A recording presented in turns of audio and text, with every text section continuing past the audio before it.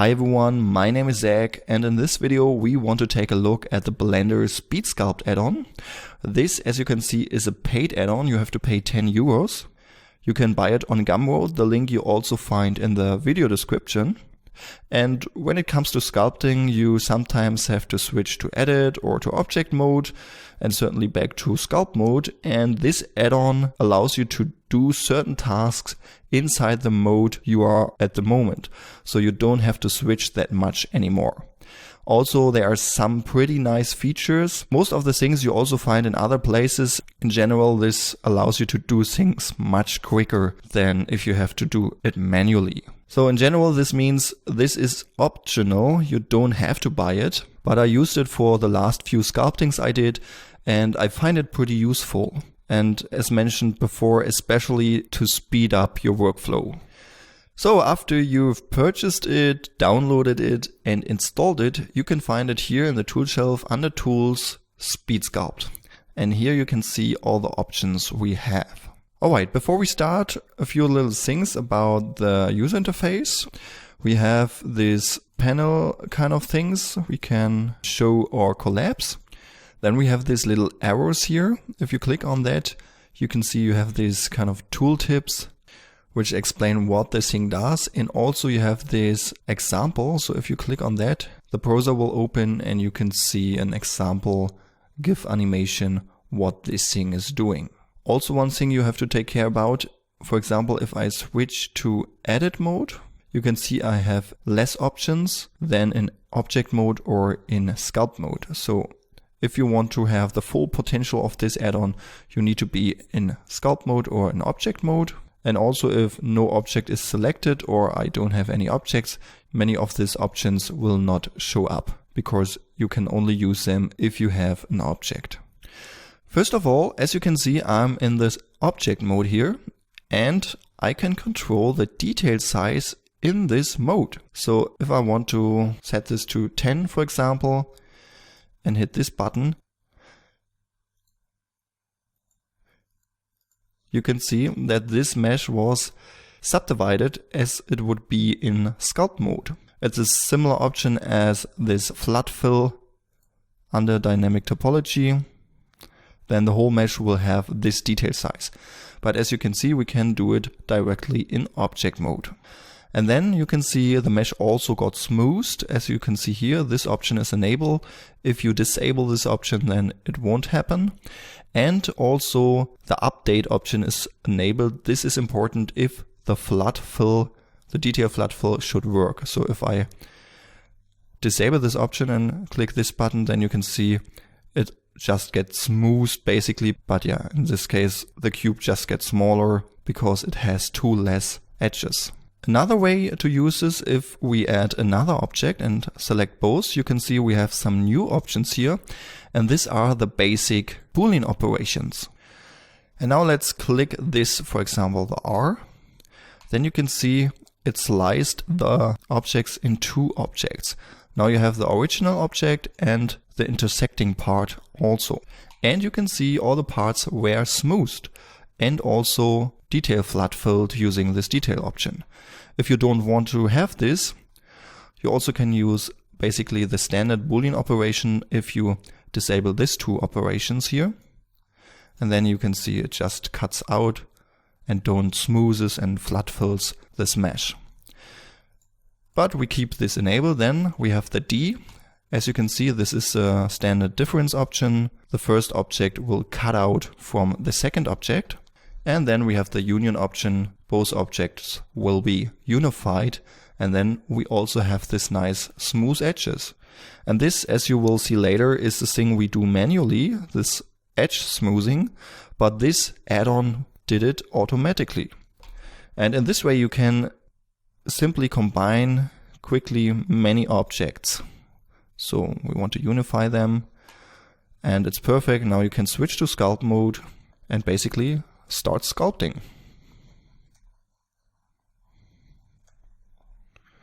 So, and in this way, certainly you can also add new objects later. So union, we can add this, but certainly you have to take care because if you add more and more objects and keep the smooth option enabled, then these edges here will be smoothed again and again and again. This is something you have to take care about. The next thing we have is this add primitives. Here we can add some basic shapes like a sphere, a cylinder and so on to create our base mesh, the mesh we will sculpt on.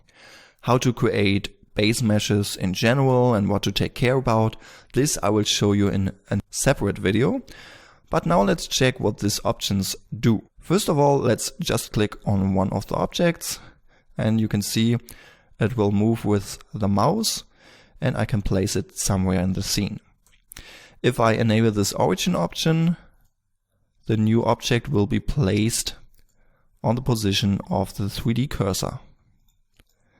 And as you can see, for example, if I add the cylinder, this smooth and update option with the detail size level will also be added to this object. So if you don't want to have this, you simply disable update and smooth. So we just have this standard cylinder. The next option we have is add mirror. For that we need a mirror object. So I simply add a sphere. Then I enable add mirror. Mirror object, I use this icosphere. And if I now add, for example, a cylinder, you can see I can place this in my scene and it automatically has this mirror modifier with x-axis enabled. So now we can union this with smooth and update. And as you can see, this is working. I noticed that the add mirror not really worked if you have origin enabled. So if I just enable that, add a sphere, you can see add mirror will be disabled automatically. And then if I add a new object to the origin, for example, we can enable this parent option. That means the next object I will add will be a child of the first selected object. So if I add a cube, move it around, you can see it's a child object of this sphere. And beside the standard objects, we also have this metaball objects you can add, and you can see that this will be automatically merged together. These are the standard metaball objects you can also add using the add menu. So here we have some different shapes. And as you can see, if I select them, we also have this resolution options for these metaballs. We can change the resolution if this is too high or too low. And also the threshold, you can see we can scale the metaballs. Also we can add positive or negative. That means if I select one, click on negative, then this will be cut out from the other ones basically. Alright, the next thing we have here is this add skin. This basically adds a vertex with the skin modifier and a subsurf modifier enabled. So if I click that, you can see it is now on my mouse cursor. And the same thing if I add this origin option and click on add skin, you can see it will be placed on the position of the 3D cursor. One thing we notice is that we are now inside the edit mode, because this skin object is perfect for creating base meshes, as you will see later in the separate video. So if I switch to the modifiers, you can see we have the skin modifier and the subsurf modifier. And as you can see here, we have similar options. So first thing I can do is pressing E for extruding. And as you can see, I in actual fact just added this edge here. So if I disable the modifier, you can see, and the new geometry will be created around these edges. So I can extrude this, and then you can see how the things are changing. So I don't cover these options here because we will cover them in the video about creating base meshes. So just to show you quickly what this basically does. Then we can add a bevel. So you can see we have these hard edges here, and you also can change the bevel width. Then we can also add a mirror modifier if we are creating something like a character, which will be mirrored on the other side. And if I enable this option here, you can see merge and clipping will be enabled. So merge is merging vertices together for a certain merge limit. And this clipping option don't allows us to go over this mirroring border here. You can see if I disable this, I can move my vertices on the other side. And then we can add a smooth, and then it's crashing. So Blender just crashed, so I create a new edge here, add a bevel and a smooth. And then you can see if I check the modifiers, you will see that we have this subsurf before the skin and the subsurf after the skin. And this is also the way I use the skin modifier in most cases, because if we don't have this first modifier, you can see we have this hard corners, and with this enabled, you have this smooth flow. Certainly this depends on what you want to create, but yeah, you can do it with a simple click and also change the smooth level. Then we have this create curve. So let's simply click on that. And now with left click, I can draw this stroke here. And if I release it, you can see this curve will be created. Now you can change the resolution. We can convert this to a skin modifier object, basically the same thing as we had before. As you can see, we have now all these modifiers. This curve was converted, and now we can directly edit this in edit mode. So let's delete this. Then we can do even more with the curve. So let's create a new curve. And now I draw something like a shape. And now I can do two things. I could change these values here, and then if I click this B box, you can see that according to these values, it is creating this shape. But it's a little bit easier to understand if I create a new curve and then stay in curve mode. And if I now click on this B box, you can see it's creating this shape again, but I can change these values here. So you can see I can change the bevel, the offset, and the depth. So this here is a little bit wrong placed, but as you can see, you easily can create some shapes for your objects. And also you can convert this with Alt-C into a mesh. But there's even more that we can do. Let's decrease this detail size. Let's add a sphere. And I keep this enabled and create a new curve like this. So if I now shift select the icosphere, you can see that we have three new options: slice, cut, and rebool. So if I simply hit cut, you can see it cuts this away. If I hit rebool, you can see both parts will stay, but it will be cut off. So, and if I enable the slice option, you can see the other side will be cut off. So as you can see, this part is now away, and if I disable this, the other thing is away. So for rebool, I think this doesn't make any difference because yeah, we will keep both parts. And certainly if you don't want this smoothing and subdividing, you simply disable this two options and click this. And then you can see you just have cut your object without further adjustments. Another cool thing you can do with this is that you can cut holes inside your object. So I paint a curve. Then I shift select the icosphere. And then I click on cut. And voila, we have a hole inside this object. So it's pretty nice. It's similar to this grease pencil cut from the sculpt tools, but I had some errors with that, and this is working much better in my opinion. So then we have this create GP lines. GP stands for grease pencil, and this allows you to create new shapes on your object. But this is only working with the B-Surface add-on.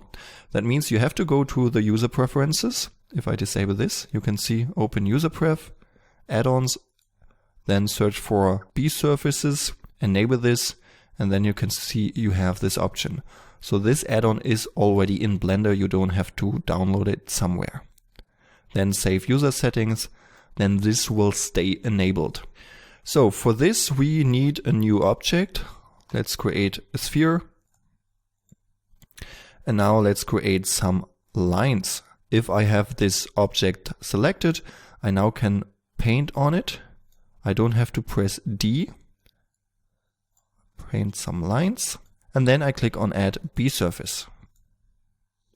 Now you can see this new geometry will be created. It uses this shrink wrap modifier and some other modifiers, as you can see. And we can control the most important settings over here. Also the offset. We can hide the shrink wrap if we like. We can add a mirror. We can hide the mirror. And we also can add the bevel so that it will look more like a hard surface object. Since we are in edit mode right now, we can also edit this thing even further if we like. And as you can see, this is pretty useful if you want to create something like an armor or anything to your object. And after we are done, and if we want to join this object, you can switch to object mode, select both. Then let's decrease the detail size and click on Union. And with this smooth and update option, you can see it was now unified perfectly. And also one cool thing about this here is that all the modifiers will be applied automatically. Yeah, and that's basically all for this Add Primitives option. So for checking the next option, I create a new sphere, maybe not so low detail size, and then check the lattice. This, if I click on that, creates a lattice object, which you also can add with the simple add menu, as you can see here, lattice in combination with a lattice modifier. So if you hit this button, it will automatically create this modifier and this lattice object. So add lattice, then we can subdivide this, and then we can select this. We are in edit mode right now, and as you can see, it will shape your object. So if you have a rather complex character or anything and just want to change some proportions, this is the perfect solution because you don't have to be in sculpt mode. Maybe it's already quite slow because you have many polygons, and if you are using the lattice, this is working pretty quickly. So you can shape this and also add more or less of these subdivisions to control it even better. Then we have some different algorithms to calculate this. You can experiment with them to get different results, as you can see. So, and if you're done, you simply click on Apply Lattice, or if you don't want to have this deformation, simply press the X symbol. Then as you can see, we have this don't copy orientation. So if I rotate this and add the lattice, it will copy the orientation of this object, which is perfect in many cases, I think. But maybe in some cases you don't want that. Then we simply click on Don't Copy Orientation, add the lattice, and then you can see it don't align with the orientation of the object. But yeah, also this can be helpful in some areas. So there's another thing. When I switch to the sculpt mode and use the mask brush, I can paint a mask, and then I can add a lattice from a mask. So I click on that, and you can see now the lattice was only created around the mask area and certainly only affects this area. So this is really useful if you just want to, for example, change the body of a person without changing the head or the arms or anything else. Then we have this symmetrize option. This we also know from Blender Sculpt Mode, Dynamic Topology. We have this symmetrize option here. So if I disable symmetry and sculpt on the object somehow, or simply add some primitives like a sphere, add it here, and then let's unify them. I now can mirror this using these buttons here. And here you simply have to take a look at this axis down here. If the red X axis is pointing in this direction, then this direction is the positive X direction and the opposite is the negative X direction. So for example, in this case, I want to copy it from the negative X direction to the positive X direction. So I simply click on this button and you will see it will symmetrize this. And symmetrize means it is not creating a mirror modifier or anything.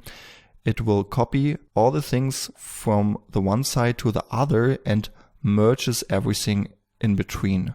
So this is still one object, no clipping or anything like this. And as you can see, this only works in object or sculpt mode.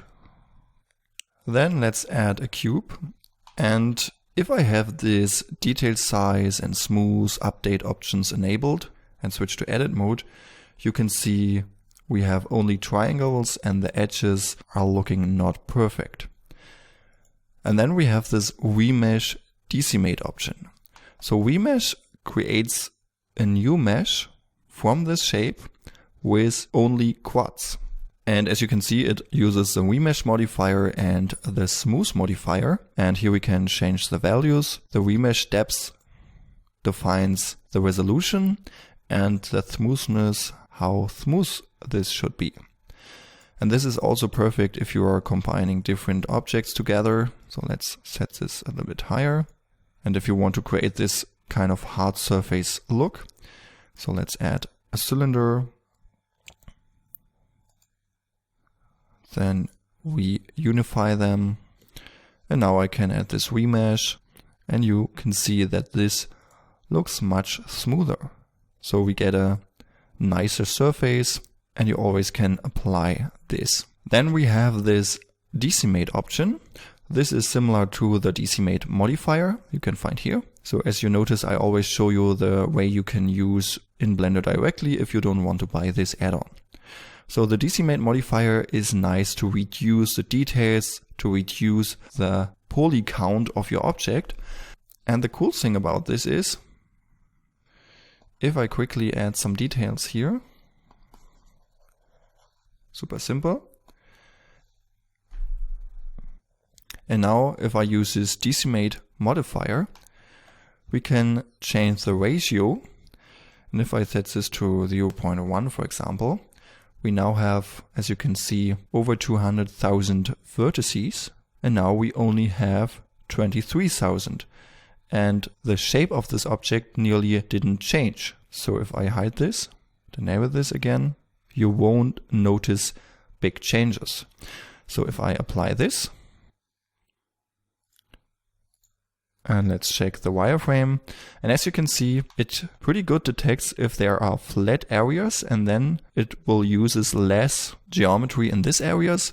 And if you have, let's say, more bumpy areas with more changes in the geometry, we will have more geometry. So in this way, you can drastically remove the resolution, the vertex count, but you still have the same shape.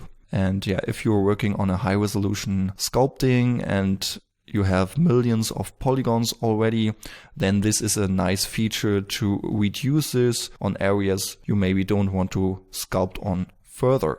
So this is really a nice feature if you're creating a high resolution sculpting and Blender runs slow and you can't sculpt anymore because you already have so many polygons. Then simply decimate some parts of the object and you're good to go. And there's also another option. Okay, now I have the high resolution mesh back again, as you can see here. And I click on decimate once again, and now I can add the mask. Then it will switch to sculpt mode. Using the mask brush, I can mask certain areas. And after that, I can click valid mask. And then it will be only affect this area. So if I change this to 0.1, for example, you can see how this area is changing. And also you can invert the mask by clicking this button, and now everything else is reduced except this area here. So if I apply this and check these two options, you can see everything is reduced except the part where I mask this object. And there's one other thing to notice. If I don't apply this decimate and have painted a mask already, you can see I can edit the mask and add more, or even if I invert this, can remove parts of the mask, and then I click this valid mask again, and then it will update the mask. So you still can edit this mask. So definitely use this decimate option to optimize your mesh in terms of vertex count. Especially useful if you are done with sculpting and then simply remesh the object so that Blender runs smoother. Alright, that's it with the remesh and decimate options. Now the next option we have is extract mask. For that you need an object which is selected. Then click on add mask and it will switch to the sculpt mode with the mask brush enabled. So now I can paint on this object like this, and now I click on extract mask. But before I do this, let's check the options below. I have this add solidify. This will add a solidify modifier, so I can control the thickness and the offset. And all the other options I keep disabled for now, and then I click on extract mask. Now you can see from this mask, this new mesh was generated, and now I can still change the thickness and also the offset. I can move this inside the object or outside the object. Also, if we take a look inside, you can see the inner part is closed, and if I click on only rim, the inner part of this object will be open. So then let's delete this. Let's go back to sculpt mode. Then we also can enable these options here, like rim only, then apply solidify, and also go to sculpt mode. And if I now hit extract mask, maybe I make this a little bit smaller, it will create the new object with the thickness I have set up here. And now I'm directly in sculpt mode and can start sculpting, as you can see. So I can smooth the edges and work with this new shape. Yeah, that's it with this extract mask option. Now let's take a look at this last option, quick pose. And this is one of the features I like most of this Speed Sculpt add-on. Here I've loaded my asteroid sculpting I've created during Sculpt January 2017. Now let's select the arms and click on add mask. Now I am in the sculpt mode with the mask brush enabled, and now let's paint one arm here. The arms are separated from the body. And now, as you can see here, I have this create bone button. So I click on that. And now I'm in edit mode. As you can see here, I have this vertex. I place this on the shoulder. So if this thing has a shoulder here. Now I can extrude this using E. And as you can see, the new edge is in the middle of the arm. And that's because down here, this snapping is enabled using the volume as snap element. And here as snap target, median is enabled. So you also can do this without this add-on. And now I create another extrusion and also one for the hand. So I don't create one for each finger right now. And then if you're done, you simply click on pose. Then it will convert this edge into an armature object, so basically into bones. Depending on the resolution of your object, this can take a short while. And as you can see now, it has created this armature object. And now I simply can pose this to another pose. So I created the arms using the skin modifier. And if I now later on realize that the pose I chosen is not the one I want to have for my final sculpt, this is a perfect way to change the pose.